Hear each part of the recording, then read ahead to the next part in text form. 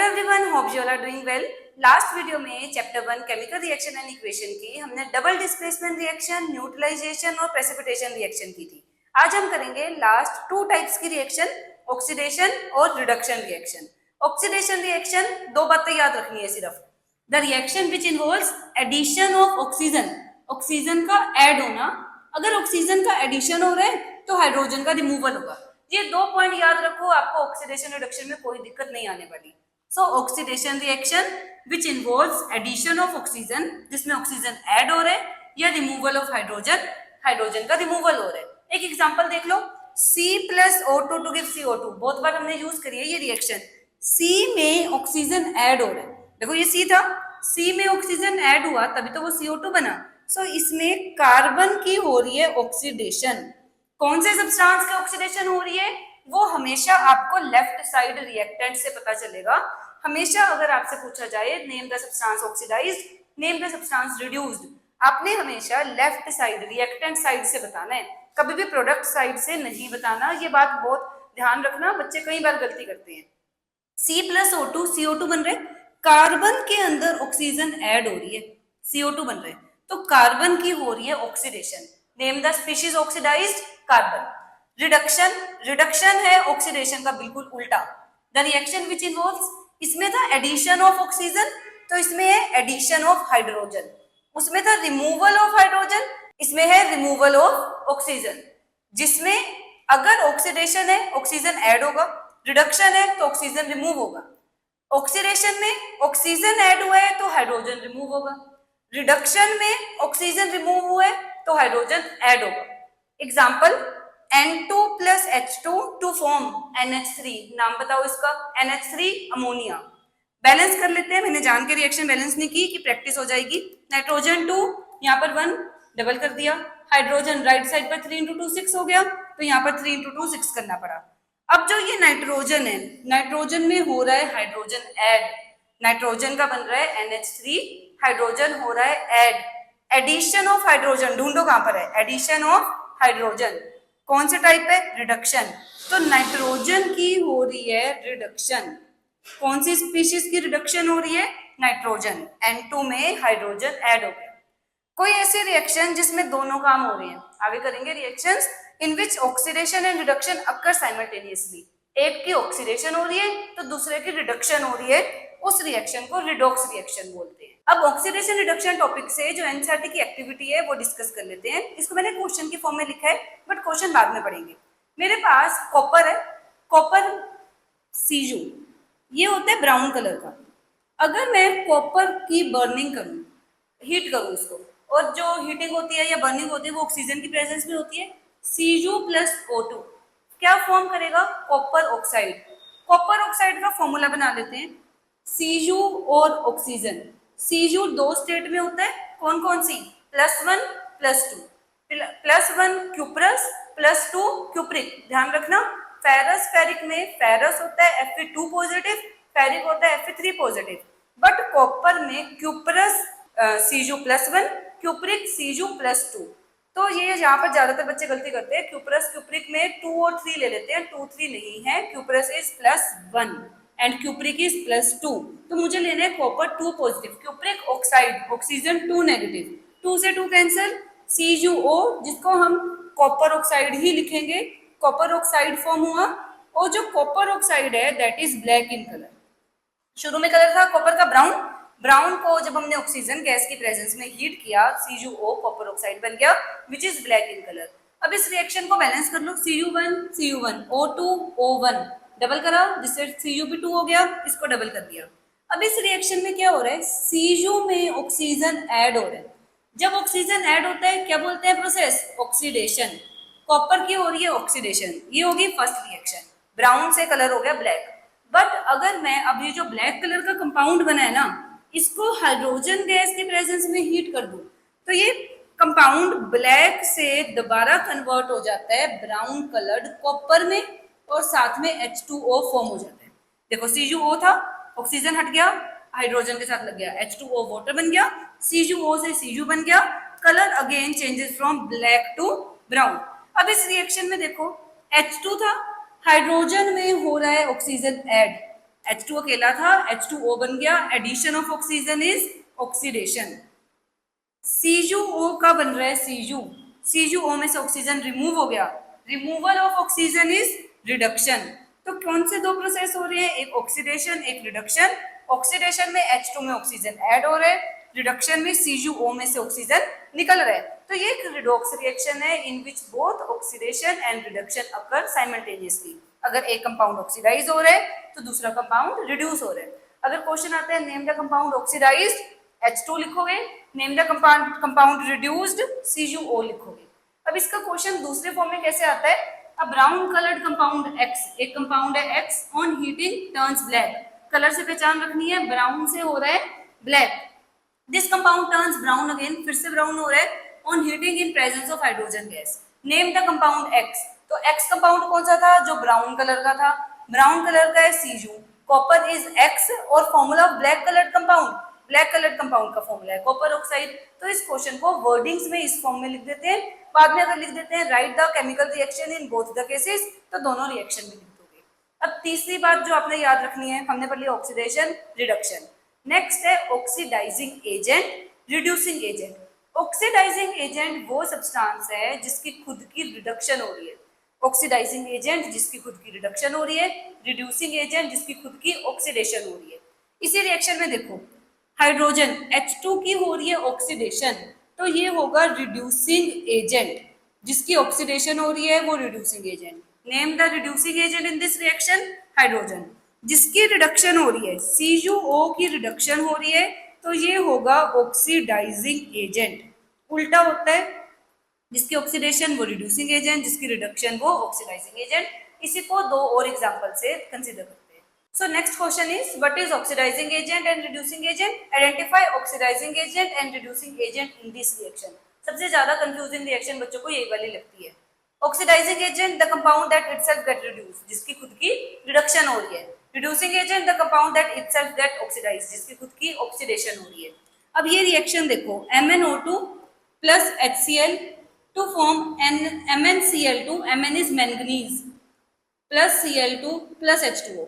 सबसे पहली बात, H2O को इन्वॉल्व नहीं करना ऑक्सीडेशन और रिडक्शन में, उसको तो कर दो साइड, ठीक है। ज्यादातर दिक्कत यही होती है कि ये तो तीन प्रोडक्ट है, तो तीन प्रोडक्ट के जो वोटर है हमेशा वोटर को हटा दो, तो अब तो दो दो प्रोडक्ट हो गए।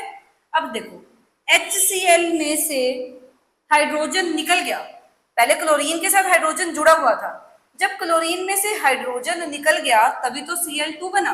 तो इसमें क्या हो रहा है, रिमूवल ऑफ हाइड्रोजन, हाइड्रोजन हो रहा है रिमूव। रिमूवल ऑफ हाइड्रोजन क्या था, ऑक्सीडेशन। ऑक्सीडेशन में या तो ऑक्सीजन ऐड होता है या हाइड्रोजन रिमूव होता है, तो यहाँ पर हाइड्रोजन की रिमूवल हो रही है, तो ये हो गया ऑक्सीडेशन।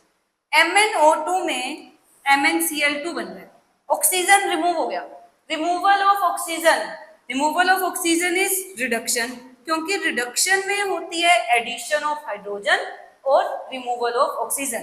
तो MnO2 में से ऑक्सीजन रिमूव हो रहा है, इसलिए ये है रिडक्शन। अब MnO2 की रिडक्शन हो रही है, तो ऑक्सीडाइजिंग एजेंट कौन होगा, MnO2। MnO2 is oxidising agent. HCl की ऑक्सीडेशन हो रही है, तो HCl इज रिड्यूसिंग एजेंट।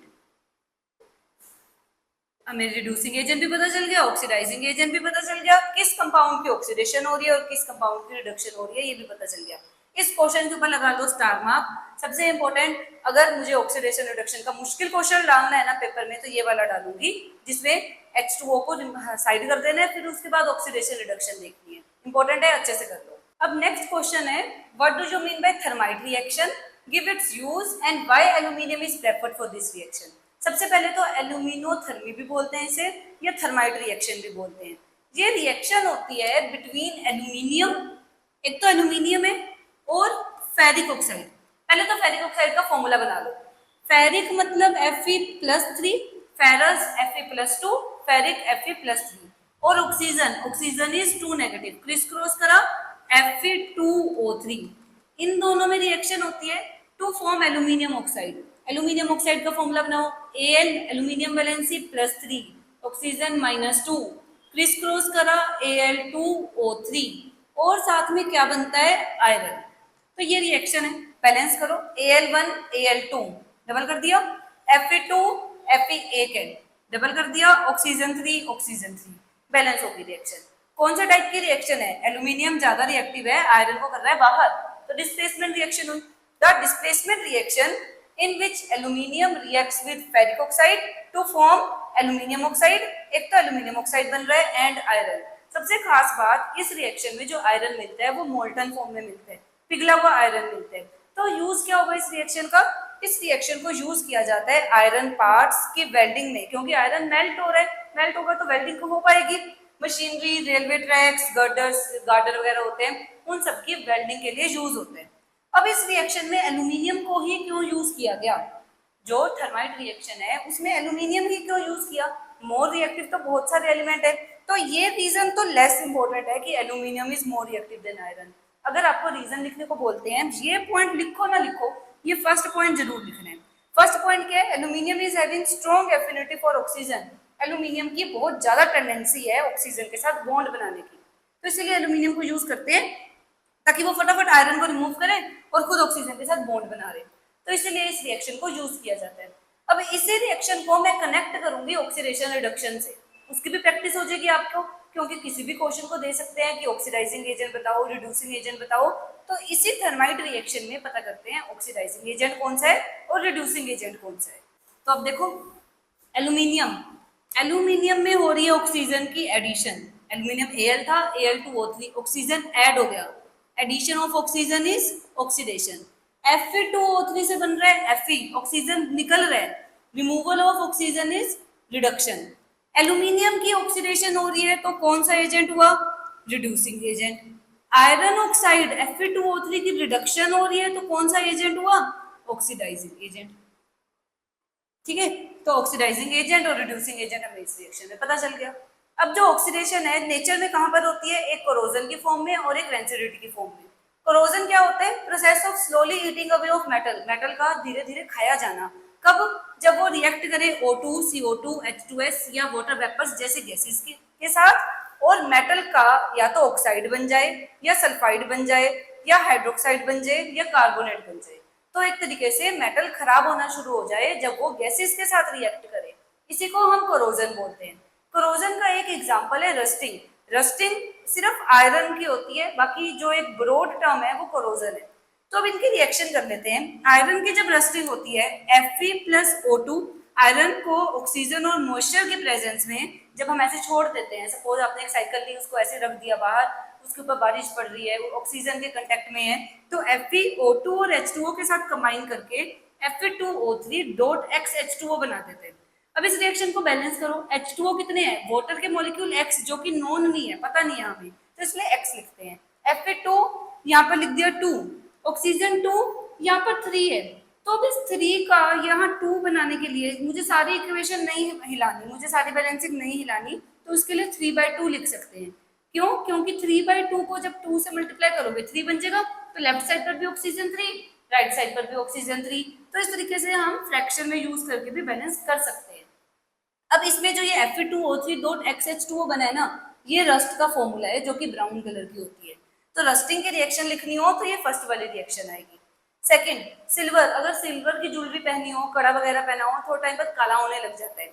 क्यों? क्योंकि वो एयर में present hydrogen sulphide, H2S gas hydrogen sulphide होती है, उसके साथ रिएक्ट करके Ag2S सिल्वर सल्फाइड बनाता है, और जो ये सिल्वर सल्फाइड है वो ब्लैक कलर का होता है, इसी वजह से जो सिल्वर है वो ब्लैक होना शुरू हो जाता है। प्लस हाइड्रोजन गैस, बैलेंस करो, Ag1 Ag2 डबल कर दिया, हाइड्रोजन 2, हाइड्रोजन ऑलरेडी 2 है, SS, तो ये रिएक्शन होगी सिल्वर की कोरोजन। कॉपर की कोरोजन, कॉपर की कोरोजन हमें पता है, कोरोजन के लिए O2 चाहिए, वाटर चाहिए, रस्टिंग में भी किया था, CO2 भी चाहिए। कॉपर की कोरोजन CO2 की प्रेजेंस में होती है, दो कंपाउंड का मिक्सचर बनता है, डॉट लगाई हुई है ना, मिक्सचर CuCO3, कॉपर कार्बोनेट और कॉपर हाइड्रोक्साइड का मिक्सचर बनता है, और ये होता है ब्लू ग्रीन कलर का, ब्लू ग्रीन कलर की इसकी कॉपर की कोरोजन होती है। ठीक है, अब प्रिवेंट कैसे करें कोरोजन, रोक कैसे सकते हैं? पेंट करके, ताकि एयर का कंटेक्ट टूट जाए, ग्रीसिंग करके, और क्या कर सकते हैं? गैल्वेनाइजेशन। गैल्वेनाइजेशन मतलब आयरन के ऊपर जिंक की कोटिंग कर देना, तो इस तरीके से हम कोरोजन को प्रिवेंट कर सकते हैं। अब अगला टॉपिक रेंसिडिटी। हमें पता है जो फूड होते हैं, फूड आइटम्स, उसके अंदर ऑयल और फैट होते हैं, अगर वो ऑयल और फैट ऑक्सीजन के कंटेक्ट में आ जाए तो फूड की जो स्मेल है वो खराब हो जाती है या बैड टेस्ट आने लग जाता है। थोड़ा फ्रूट, अगर कोई सामान फ्रिज के बाहर पड़ा रहे, काफी टाइम पड़ा रहे, 1 दिन पड़ा रहे, 2 दिन पड़ा रहे, तो उसमें से स्मेल आनी शुरू हो जाती है, खराब हो जाता है, खट्टा हो जाता है, फाउल स्मेल आने लगती है, बैड टेस्ट आने लगती है। इसी प्रोसेस को रेंसिडिटी बोलते हैं। अब रेंसिडिटी से प्रिवेंट कैसे कर सकते हैं? एक तरीका है रेफ्रिजरेशन। फ्रिज में रख दो खाना, खराब नहीं होगा क्योंकि उसकी जो बैक्टीरिया की ग्रोथ की स्पीड है वो कम हो जाती है, ऑक्सीडेशन इतनी जल्दी नहीं होती। एयर टाइट कंटेनर में रखो, ऑक्सीजन के कंटेक्ट में नहीं आएगा। और सील्ड पैकिंग करो, मतलब पूरे अच्छे से, जैसे 4 सील 6 सील पैकिंग आती है, उससे भी रेंसिडिटी को प्रिवेंट किया जा सकता है। एक और मेथड है, आपने देखा होगा चिप्स के पैकेट में हवा भरी हुई होती है, कौन सी गैस भरते हैं? Nitrogen gas. तो इसका एनसीईआरटी का क्वेश्चन भी है, why the packets of chips are flushed with nitrogen gas. Nitrogen gas क्यों भरते हैं? क्योंकि अगर नाइट्रोजन भर देंगे वो एयर की जगह ले लेगी, ऑक्सीजन कंटेक्ट से बाहर चली गई, चिप्स के अंदर जो ऑयल है उसको ऑक्सीजन मिली नहीं तो रेंसिडिटी होगी नहीं। So why the nitrogen gas is flushed in packets of chips? In order to prevent rancidity, ताकि उसकी रेंसिडिटी ना हो, उसका टेस्ट स्मेल खराब ना हो। आई होप आपको चैप्टर 1 समझ आया होगा। हमने इजी टू डिफिकल्ट चले, बेसिक टर्म सारी जितनी एनसीईआरटी की विद क्वेश्चंस प्रैक्टिस करिए। बाकी आप एक बार एनसीईआरटी क्वेश्चन जरूर करोगे, मैं भी करवा दूंगी एनसीईआरटी क्वेश्चंस एक सेपरेट वीडियो में। सब मिलेंगे नेक्स्ट वीडियो में एक न्यू टॉपिक के साथ। Till than happy learning.